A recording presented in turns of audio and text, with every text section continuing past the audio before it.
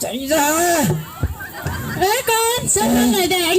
Mày, con, mày là em mày không biết đâu. Sao con lại để em trai như thế con?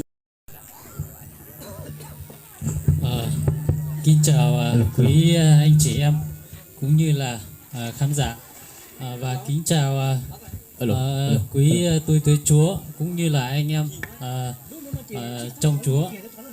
Thì ngày hôm nay là một ngày mọi người đến đông đủ để chào mừng xuân, tức là Tết. Thì mọi người cũng đều vui vẻ xin Chúa ban phước cho mọi người. Tôi tên là Sông A Trống. Thì tôi ở bản Hoa Ít. Thì tôi cũng được mời đến đây để cùng vui với anh em.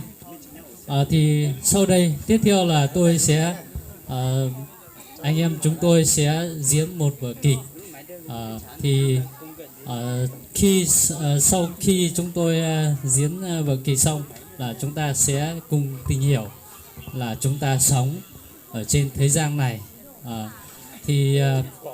Chúng ta có câu tục ngữ là mới hoa mới cảnh, mới nhà mới cảnh. Thì chúng tôi sẽ diễn cái nội dung mà chúng tôi diễn có tên chủ đề là nan đề trong gia đình. Thì chúng ta sống ở trên đất này, thì dù chúng ta thiêu Chúa hay là chưa tin Chúa thì chúng ta vẫn là con người, nhưng mà sẽ có sự khác biệt. Thì chúng ta hãy thưởng thức và được thụ hưởng cái vở kịch ngay sau đây.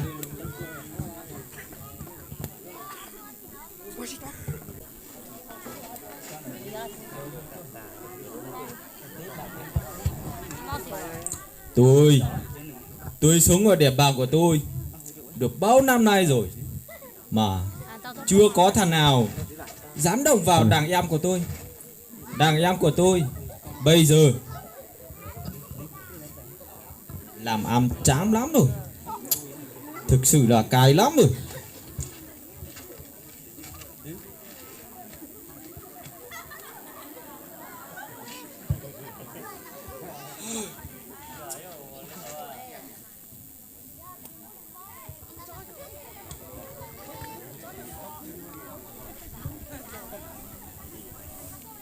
Hôm nay đúng là một ngày buồn.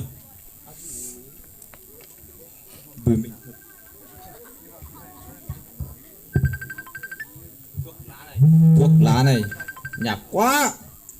Tôi là đại ca ở đây, sao phải dùng mấy cái thuốc rẻ tiền như này?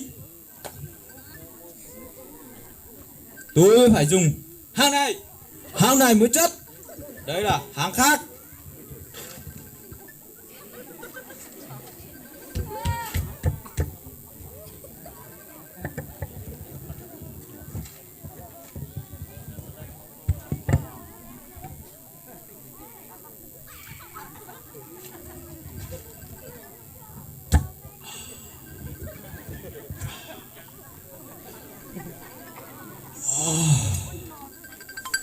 Phê thật. Má, thằng nào gọi tôi đấy?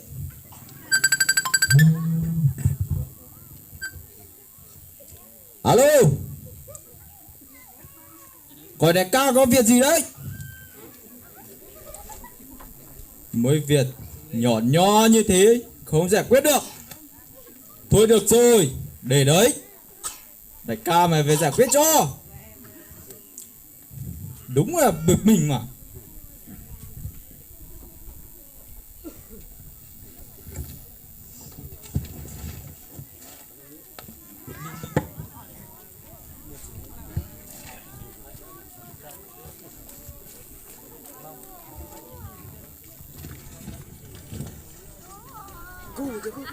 直接打干嘛？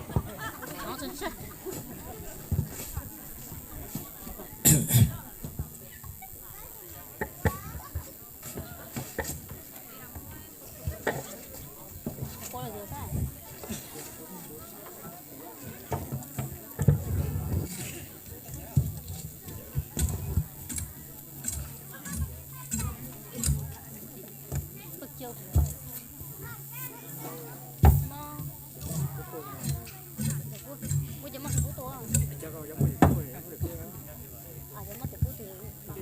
Bà ơi, sao mấy hôm nay không thấy hai đứa con đi đâu hết rồi?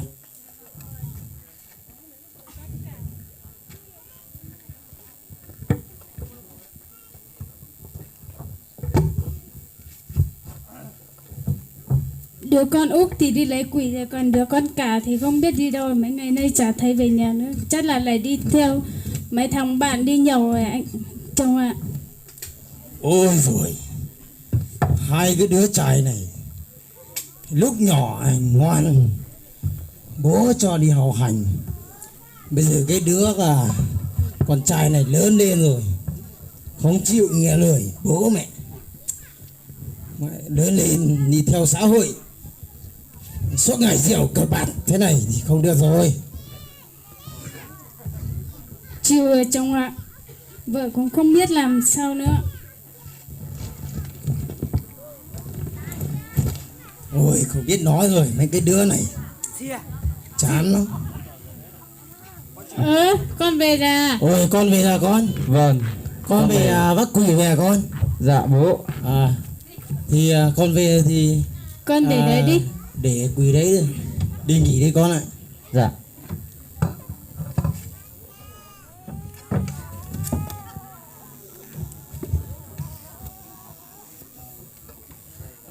Mấy nay anh trai đi đâu rồi con? Dạ bố em cũng không biết ạ. Ôi giời, lớn lên rồi con cả không biết về dụng gia đình bố mẹ, vất vả lắm bây giờ. Ôi bố, anh trai về kìa. Ô con trai về kìa. Anh. Bố ạ. Hôm nay con về đây. Hôm nay con. Toàn rượu bia thế này thì không được rồi. Bố Con cho trai tiền con. lớn lên thế này, Bố phải cho tiền. toàn rượu bia thế này chịu không? Bố phải cho con tiền bố ạ. Ôi bây giờ thì bố già rồi không có tiền để cho con đâu con ạ. Bố. Mẹ ơi. Con là bình tĩnh này con nào. Bố không cho tiền cho con. Suốt Mẹ ngày cho đi rượu tiền bia con thế chứ. này. Bây giờ Về bố đến mẹ nhà hết tiền rồi hết con cả ạ. rồi Bao đây. nhiêu tiền đưa cho con đi nhậu hết rồi, bây giờ bố mẹ hết tiền rồi. Không được. Bố mẹ không cho tiền là bố mẹ chạy đi. Bây giờ bố mẹ trả con đồng nào đâu con ạ. Không được đâu. Bố mẹ không có tiền đâu con ạ. Bây giờ bố mẹ cũng già rồi, con lớn lên rồi con phải về giúp đỡ gia đình mình chứ. Bây giờ con là con cả, bây giờ con đi suốt ngày rượu Bố bia mẹ thế có này. nhiều tiền. Họ Bố hết mẹ có rồi. nhiều tiền mà. Bao nhiêu tiền đưa cho con hết rồi con, bây giờ không còn rồi mà.